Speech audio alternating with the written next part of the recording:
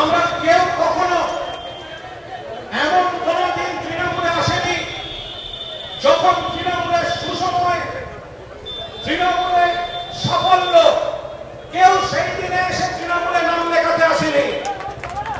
তাপস পাল এই মানুষটা যেদিন মমতা বন্দ্যোপাধ্যায়ের সঙ্গে ছিলেন, এই ইন্ডাস্ট্রিতে তাকে কোণঠাসা করে দেওয়া হয়েছিল, ছবি দেওয়া হয়নি।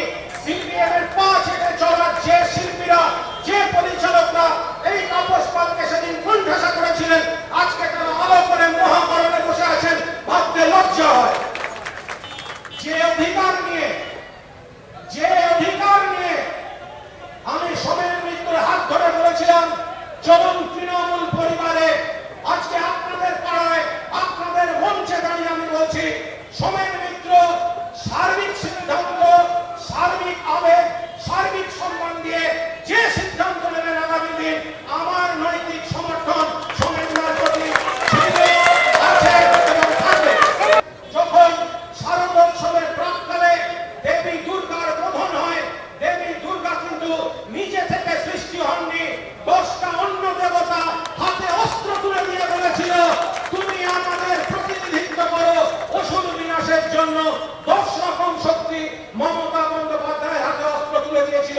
এটা বাস্তব, এটা ফ্যাক্ট।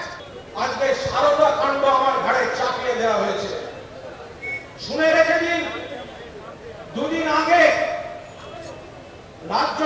লোকসভা চলছিল, রাজ্যসভা চলছিল, সেন্ট্রাল হলে সোমেন মিত্র, আমি, সৌগত রায়, আরো কয়েকজন বসে গল্প করছি।